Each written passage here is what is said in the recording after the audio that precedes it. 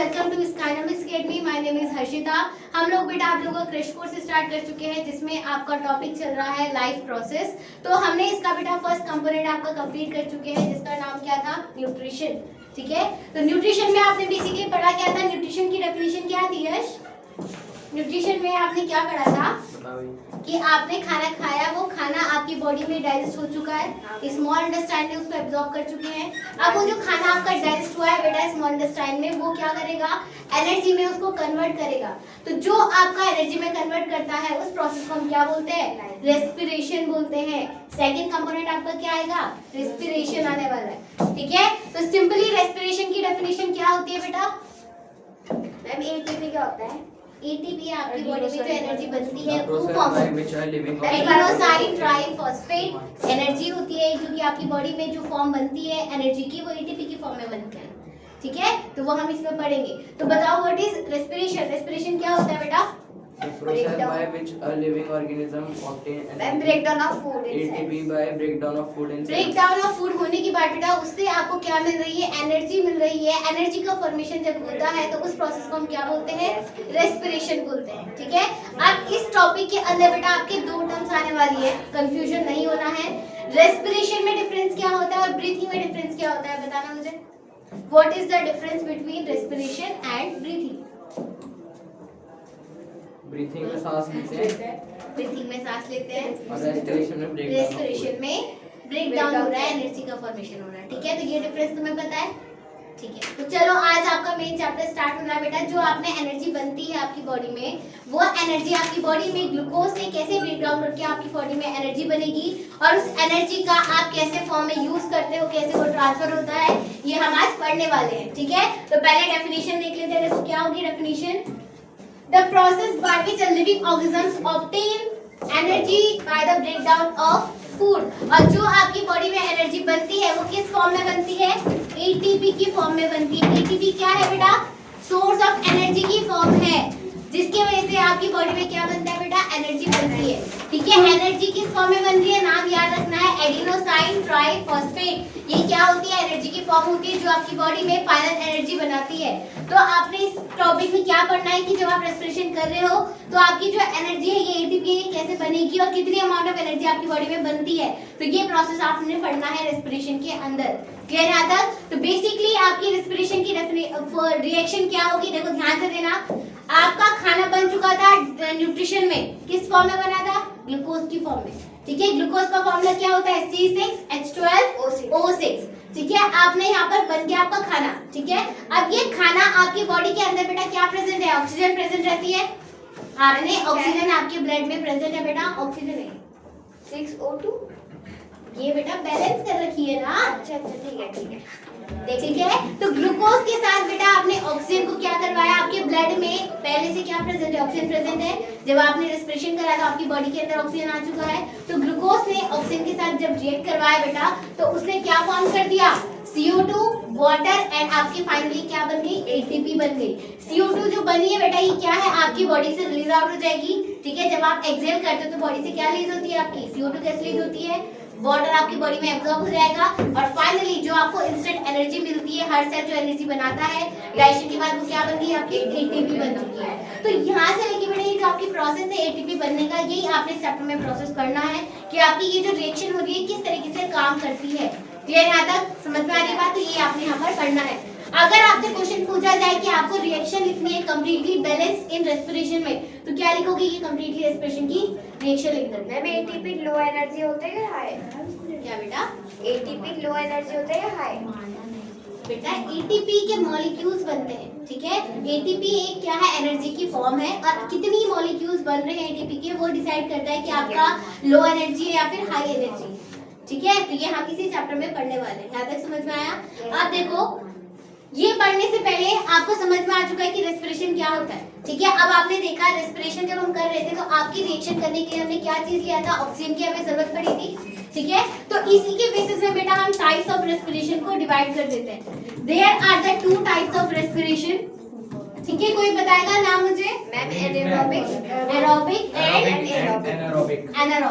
ठीक है, तो यहाँ पर डिफरेंस बताएंगे दोनों का? Yes ma'am. क्या होता है? लिखो तो पहला काम तो अच्छा देख के बताओ कुछ। नहीं तो अच्छा चलो ठीक है। एरोबिक रेस्पिरेशन सबसे पहला टाइप क्या आता है बेटा? एरोबिक रेस्पिरेशन आएगा, ठीक है। और सेकेंड रेस्पिरेशन क्या आ जाएगा? एनारोबिक रेस्पिरेशन, ठीक है। ये हो गया आपका रेस्पिरेशन। अब देखो दोनों में डिफरेंस क्या होता है?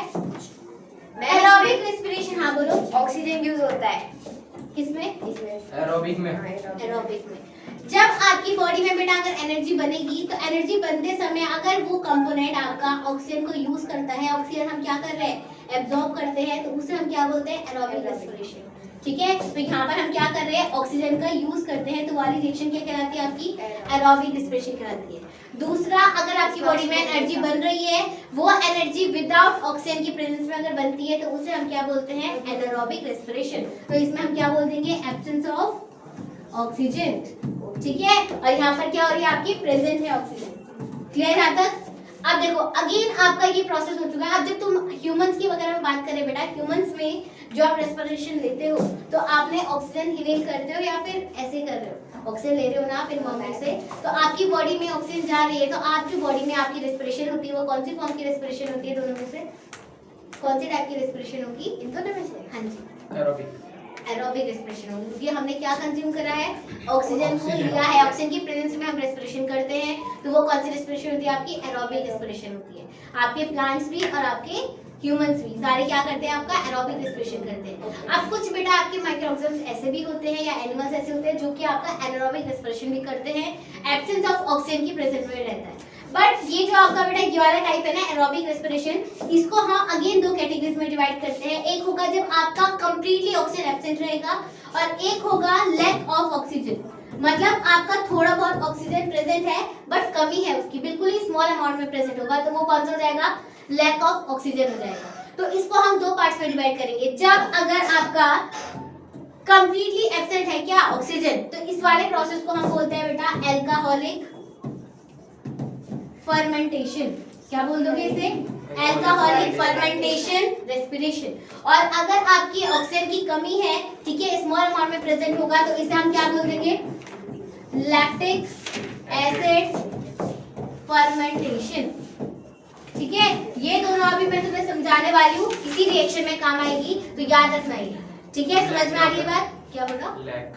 लैक क्या मतलब? क्या होता है? लैक का मतलब होता है कमी, स्मॉल क्वांटिटी में, बिल्कुल ही लो क्वांटिटी में अगर ऑक्सीजन प्रेजेंट है, तो उसे हम क्या बोलते हैं? आपका एरोबिक रेस्पिरेशन।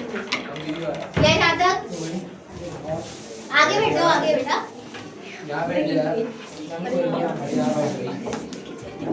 हल्ला नहीं।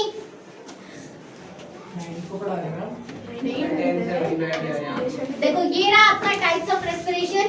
दे are the two types of respiration. सबसे पहला क्या हो गया आपका? एरोबिक, और दूसरा क्या हो गया आपका? एनारोबिक। एरोबिक का मतलब क्या होता है? जब आपका क्या प्रेजेंट है बेटा? Presence of oxygen. और एनारोबिक मतलब क्या होता है? एब्सेंस ऑफ ऑक्सीजन, ठीक है। तो ये आपकी दो तरीके की रेस्पिरेशन होती है। देन अगर मैं बात करूं बेटा आपकी रेस्पिरेशन में एनारोबिक रेस्पिरेशन को, तो एनारोबिक रेस्पिरेशन को आप दो पार्ट्स में डिवाइड करोगे। एक क्या हो गया आपका? अल्कोहलिक फर्मेंटेशन, जिसके अंदर कंप्लीटली क्या है आपका? एब्सेंस है ऑक्सीजन। और लैक्टिक एसिड फर्मेंटेशन, जिसमें क्या है बेटा?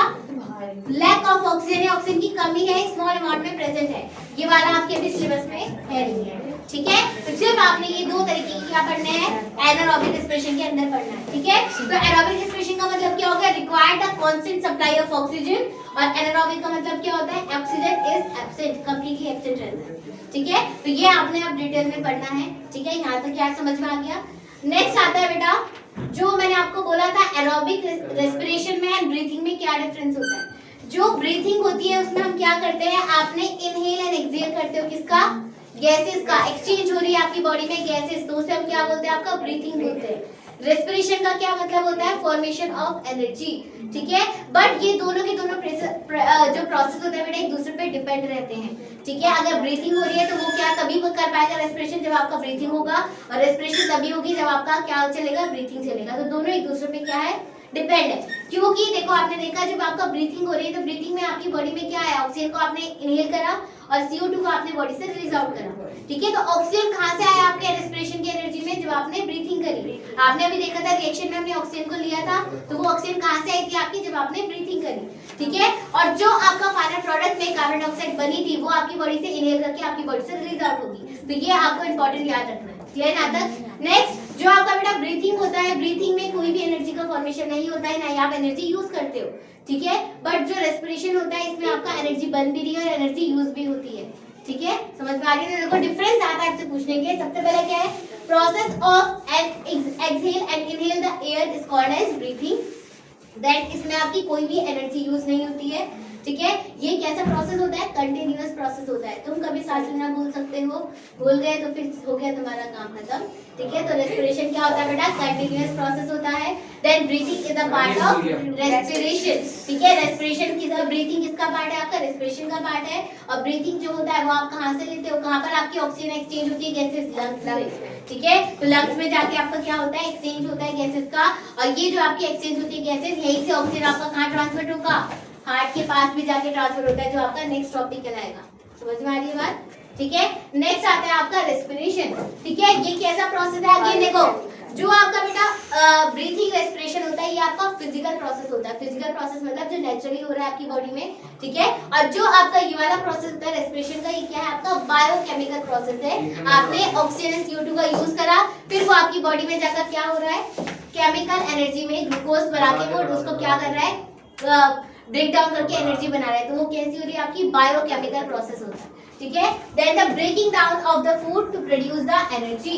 यहाँ पर आपका फूड बनने के बाद तो क्या हो रहा है, उसको ब्रेक डाउन करके एनर्जी कम कर रहे हैं, उसे हम क्या बोलते हैं, आपका रेस्पिरेशन बोलते हैं। देन इसमें क्या हो रहा है, आपका एनर्जी का यूज हो रहा है किसके फॉर्म में, ATP के फॉर्म में। जो आपका रेस्पिरेशन होता है बेटा ये डिसकंटिन्यूअस हो सकता है। कभी कभी आपके जो आपके डेड सेल हो जाते हैं वो आपका क्या नहीं करते हैं, रेस्पिरेशन नहीं करते हैं। तो ये आपका कौन सा प्रोसेस होता है, आपका डिसकंटिन्यूअस प्रोसेस होता है, ठीक है। देन ये क्या कर रहा है, आपका एनर्जी बना रहा है। और ये आपके कहाँ पर होता है, हर सेल में जाकर होता है, ठीक है। जो तुम्हारी एनर्जी बनती है बेटा वो एनर्जी आपका हर सेल में जाकर क्या होगा, ब्लड ट्रांसफर होगा। ब्लड ट्रांसफर करने के बाद उसमें क्या बनती है, एनर्जी बनती है। बोलो सिगरेट स्मेल आ रही है, ठीक है। यहाँ तक समझ में आ गया। तो ये हो गया आपका difference between respiration and breathing, ठीक है। चलो नेक्स्ट आता है बेटा difference between aerobic and anaerobic respiration. क्या डिफरेंस होता है आपका एरोबिक एंड एनारोबिक रेस्पिरेशन का, ये इंपॉर्टेंट है। अगेन आपका ये क्वेश्चन इसमें से आता ही आता है कि what is the difference between aerobic and anaerobic. Clear आता है, तो याद रखिए। हाँ जी, डिफरेंस दिखा था, मैंने हो गया आता है। Respiration take place in the presence of oxygen. अगर आपका ऑक्सीजन प्रेजेंट होगा तो हम क्या बोलेंगे, एरोबिक। और जहाँ पर एब्सेंट होगा उसे हम क्या बोलेंगे, एनारोबिक बोलते हैं, ठीक है। अब नेक्स्ट एक चीज और, तुम्हारे जो सेल होता है बॉडी में, जो तुम्हारा सेल है उस सेल के अंदर एनर्जी बनाने का काम कौन करता है, कौन सा ऑर्गेनेल होता है, माइटोकॉन्ड्रिया होता है। माइटोकॉन्ड्रिया का हम किस नाम से जानते हैं, energy currency of the cell, energy currency of the cell या फिर power house of the cell. ऐसा क्यों बोलते हैं, क्योंकि बेटा आपके सेल के अंदर आपने अभी पढ़ा जो रेस्पिरेशन होता है वो हर सेल के अंदर इंडिविजुअली होता है। तो आपकी बॉडी में जो सेल हेल्प करता है वो कौन सा ऑर्गेनेल होता है, आपका माइटोकॉन्ड्रिया होता है, जो कि हर सेल को क्या करता है, हेल्प करता है क्या करने में, एनर्जी बनाने में। तो जब आपका एरोबिक रेस्पिरेशन होगा तो इसमें क्या करेगा, आपका साइटोप्लाज्म में भी आपकी रेस्पिरेशन होगी और आपके माइटोकॉन्ड्रिया में भी रेस्पिरेशन होगी, ठीक है। अब देखो यहाँ पर ये जो पॉइंट लिखा है ना मैंने, ये जब हम रिएक्शन पढ़ेंगे अभी तब आपको ये क्लियरली समझ में आ जाएगा व्हाट इज द डिफरेंस, क्या साइटोप्लाज्म में क्या काम हो रहा है, माइटोकॉन्ड्रिया में क्या काम हो रहा है। माइटोकॉन्ड्रिया सिर्फ इसमें होता है, हाँ जी बेटा, माइटोकॉन्ड्रिया का सिर्फ इसी में होगा, इसमें नहीं होता है, ठीक है।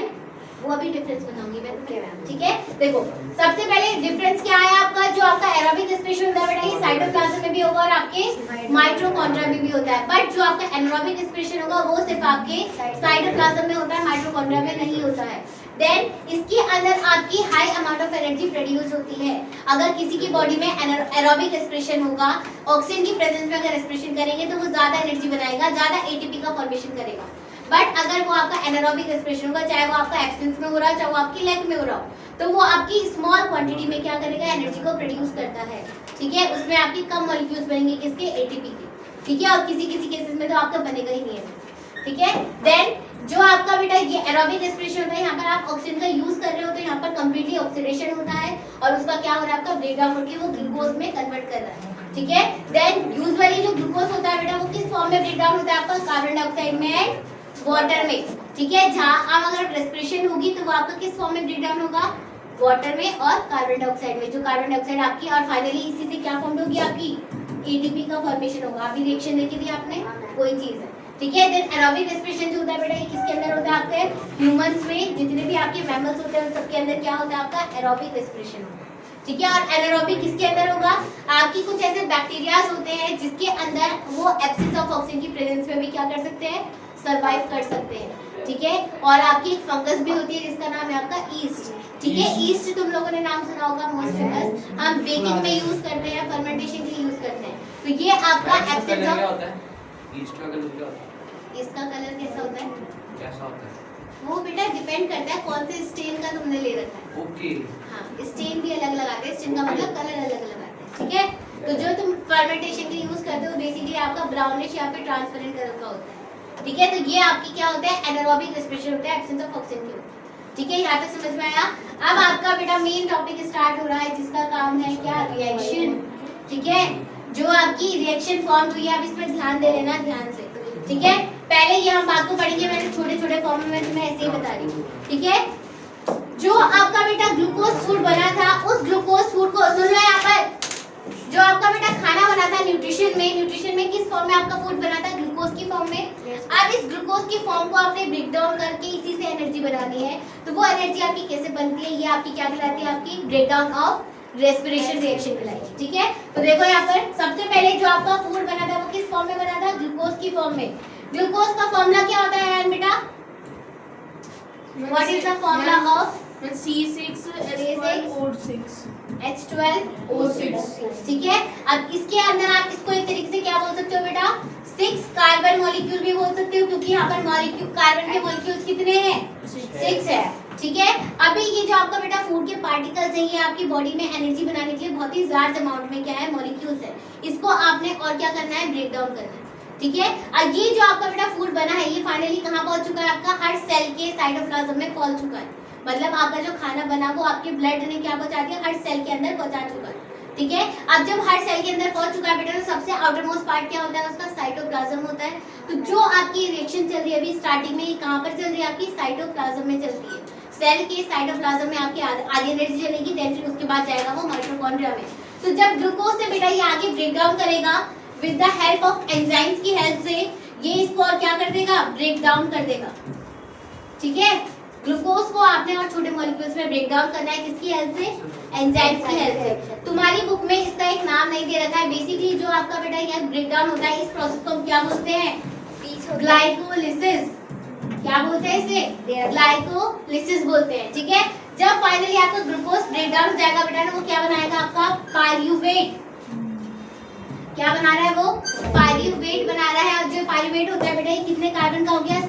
3 कार्बन मॉलिक्यूल हो रहा है। यहाँ पर आपके 6 थे, यहाँ पर इससे ब्रेक डाउन करके क्या कर दिया? 3 कार्बन में कर दिया। तो यहाँ से लेके बेटा यहाँ तक ये जो ये पूरी रिएक्शन हुई है, कहाँ पर हुई है? आपके साइटोप्लाज्म में हुई है। क्लियर? यहाँ तक समझ में आया? यहाँ से लेके यहाँ तक ये साइटोप्लाज्म में हो रही है।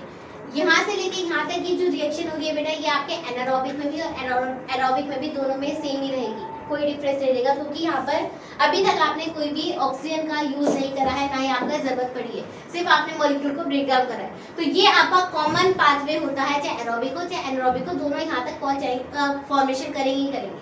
तो आपने देखा था ना, एनारोबिक रेस्पिरेशन भी आपका साइटोप्लाज्म में होता है बस। तो जो आपका एनारोबिक रेस्पिरेशन होगा बेटा, वो सिर्फ यहीं पे आके रुक जाता है, वो आपका यहीं पे आके खत्म हो जाएगा प्रोसेस। उसमें आगे प्रोसेस नहीं होता है एटीपी फॉर्मेशन करने का।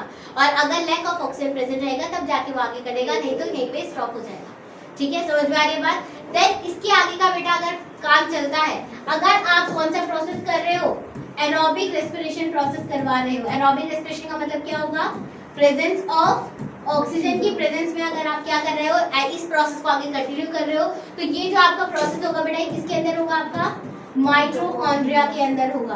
तो यहाँ से एक पॉइंट समझ में आया, अगर आप एरोबिक रेस्पिरेशन करते हो तो साइटोप्लाज्म के बाद जो आपकी आधी एनर्जी बनेगी वो किसके अंदर बनती है? आपकी माइटोकॉन्ड्रिया के अंदर बनती है। मतलब आपका जो यहाँ ग्लूकोज से पायरुवेट तक बना, तो यहीं पे आपकी स्मॉल क्वांटिटी में एनर्जी बन चुकी है, बट वो कहाँ पर बनी है? आपकी साइटोप्लाज्म में बनी है। देन जो आपकी कंप्लीटली एनर्जी फॉर्म होगी वो कहाँ पर होगी, आपके माइटोकॉन्ड्रिया में होगी, अगर वो एरोबिक रेस्पिरेशन करेगा तो। समझ में आ रही है बात? देन अगर वो एरोबिक रेस्पिरेशन करेगा बेटा तो फाइनल प्रोडक्ट क्या बनेगा आपका, CO2 प्लस वाटर, और आपकी 38 मॉलिक्यूल ऑफ ATP का फॉर्मेशन होता है। ठीक है, कितने मॉलिक्यूल्स बनते हैं, 38 ATP बनते हैं। और ये जो 38 ATP बने, ये आपसे 1 वर्ड में पूछ सकते हैं कि एरोबिक रेस्पिरेशन में आपकी कितनी ATP का फॉर्मेशन होता है। इसका ये डिटेल में नहीं पूछेगा कि आपका ये कैसे बना है, ये तुम्हारा 11th क्लास का टॉपिक है। ठीक है, कि ये कैसे बनता है। ठीक है, तो ये आपका बेटा अगर एरोबिक रेस्पिरेशन होता है तो आपसे क्वेश्चन पूछा जाता है फिलिप्स में या मैच द फॉलोइंग में एरोबिक रेस्पिरेशन में आपका फाइनल प्रोडक्ट क्या बनता है, तो CO2 वाटर प्लस ATP। और जैसे ही ATP बनेगा बेटा तो ये आपका किसके अंदर बन रहा है, माइटोकॉन्ड्रिया के अंदर बन रहा है, और इसमें आपकी एनर्जी का फॉर्मेशन हो चुका है। ठीक है, यहाँ तक समझ में आ गया। ये पूरी रिएक्शन किसकी हो गई, अब एरोबिक रेस्पिरेशन की होगी। अगर मैं इसके आगे लिख दूं बेटा एब्सेंस ऑफ ऑक्सीजन, ठीक है, तो वो आपका अलग प्रोसेस हो जाएगा। ठीक है, तो हम दूसरी रिएक्शन में अभी देखने वाले हैं। पहले यहाँ तक देख लो ये स्टेप आपका, ये आपकी रिएक्शन। इसी रिएक्शन में आपकी तीनों तरीके की दे रखी है, देखो ग्लूकोज ने 6 मॉलिक्यूल है आपका, उसने साइटोप्लाज्म में प्रोसेस करा। ये जो प्रोसेस होता है बेटा इसे हम क्या बोलते हैं, आपका ग्लाइकोलिसिस बोलते हो। ठीक है, जब आपका ग्लूकोज ब्रेक डाउन होता है। ठीक है, तो इसने क्या बना दिया, आपका पाइरुवेट बना दिया। इसका मॉलिक्यूल क्या है आपका 3 कार्बन मॉलिक्यूल होता है। इसमें आपकी स्मॉल क्वांटिटी में एनर्जी बन चुकी है। यहाँ से लेके यहाँ तक प्रोसेस ही क्या रहेगा, आपका कॉमन रहता है, चाहे वो आपका एरोबिक हो चाहे एनारोबिक हो। अब इसके आगे आपने इसको 3 लेयर्स में डिवाइड कर दोगे। अगर आपकी बॉडी के अंदर ऑक्सीजन प्रेजेंट रहेगी, ठीक है, देखो ये लिखा हुआ है आपका प्रेजेंस ऑफ ऑक्सीजन, तो अगर ये प्रेजेंस ऑफ ऑक्सीजन है तो कौन सी रिएक्शन हो जाएगी, आपकी एरोबिक रेस्पिरेशन हो जाएगी। ठीक है, तो ये किसके अंदर हो रही है, देखो माइटोकॉन्ड्रिया के अंदर हो रही है। इसमें फाइनल प्रोडक्ट क्या बना है आपका, carbon dioxide, water and energy. ठीक है, तो ये आपकी रिएक्शन किसकी है, एरोबिक रेस्पिरेशन की है। नेक्स्ट मैंने आपसे बोला एनारोबिक रेस्पिरेशन को हम 2 पार्ट्स में डिवाइड कर रहे हैं, एक आपका लैक ऑफ ऑक्सीजन और दूसरा कंप्लीटली एब्सेंट ऑफ ऑक्सीजन। तो उसको हम अगर डिवाइड करेंगे, देखो सबसे पहले हमारे अगर आपका कंप्लीटली क्या प्रेजेंट है, एब्सेंस है ऑक्सीजन, आपकी बॉडी में बिल्कुल ही ऑक्सीजन प्रेजेंट नहीं है, तो उस कंडीशन में आपका क्या हो जा रहा है, रेस्पिरेशन जो फाइनल प्रोडक्ट बनाता है वो क्या बनाता है, आपका इथेनॉल बनाता है। ठीक है, इथेनॉल का मतलब क्या होता है, इसके अंदर आपके कार्बन के कितने मॉलिक्यूल्स होंगे, सिर्फ 2 मॉलिक्यूल्स होंगे विद अल्कोहल के साथ।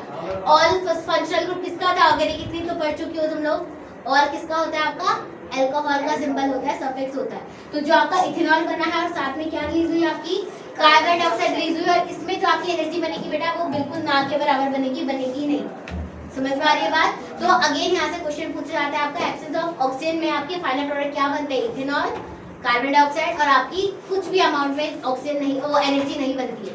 ठीक है, एब्सेंस ऑफ एनर्जी बनती ही नहीं है। ठीक है, तो ये जो आपका प्रोसेस हो रहा है बेटा ये आपका किसमें होगा, साइटोप्लाज्म में ही होता है, ये माइटोकॉन्ड्रिया में नहीं होगा। ठीक है, यहाँ तक समझ में आ गया। एग्जाम्पल क्या होगा इसमें, कुछ बैक्टीरिया और आपके ईस्ट।